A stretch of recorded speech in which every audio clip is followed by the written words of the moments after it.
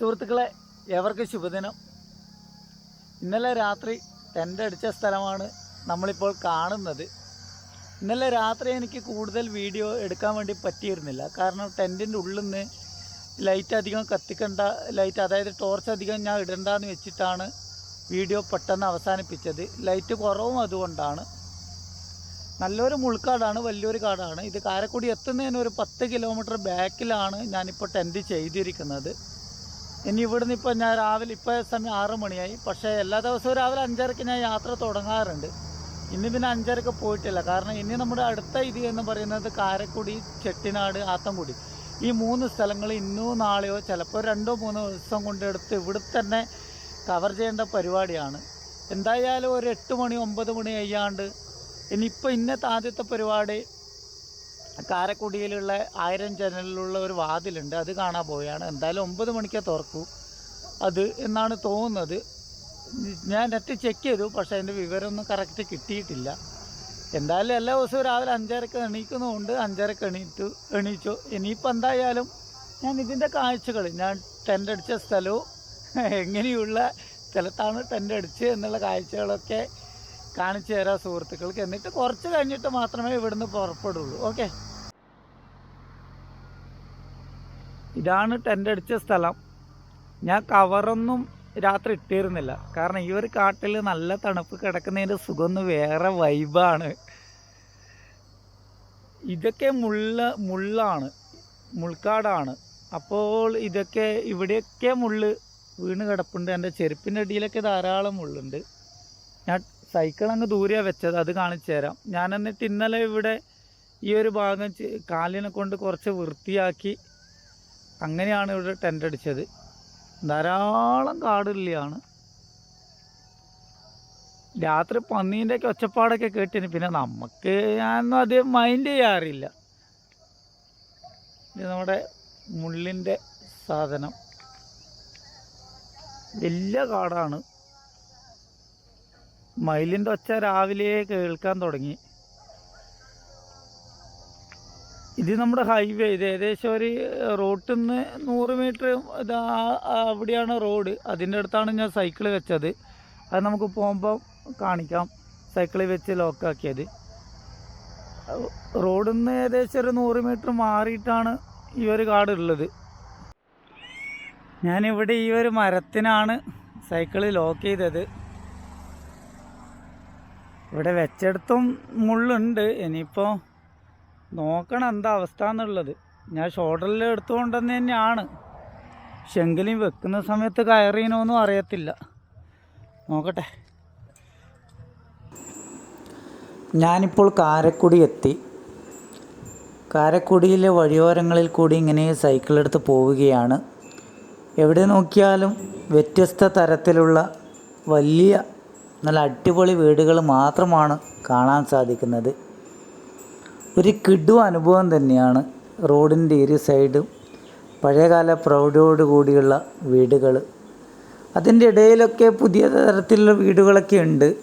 എങ്കിലും ഇപ്പോഴും ബാക്കിയായി കിടക്കുന്ന, ഇപ്പോഴും സംരക്ഷിച്ചു കൊണ്ടിരിക്കുന്ന വീടുകൾ. ഇനി നമുക്ക് ആ വീടുകളുടെ കാഴ്ചകളിലേക്ക് പോവാം.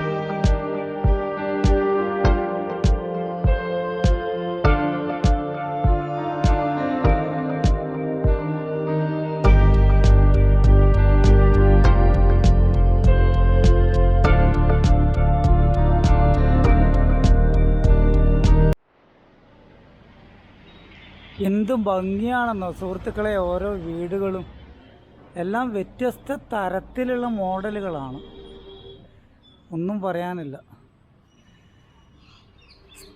ഒരൊറ്റൊരു സ്ട്രക്ചറല്ല, എല്ലാം ഡിഫറെൻ്റ്. ഈ ഒരു വീട് 1976 നിർമ്മിച്ചൊരു വീടാണ് നമ്മൾ ഈ കാണുന്നൊരു വീട്. ഇതിൻ്റെ ഉള്ളിലും ധാരാളം സ്ഥലങ്ങളുണ്ട്, പക്ഷെ നമുക്കിപ്പോൾ പോകാൻ പറ്റത്തില്ലല്ലോ.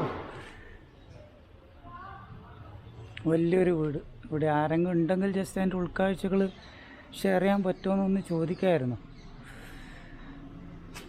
ഏകദേശം എനിക്ക് തോന്നുന്നു ഉള്ളിലത്തെ സ്ട്രക്ചറെല്ലാം വീടിൻ്റെയും ഒരേപോലെയാണ്.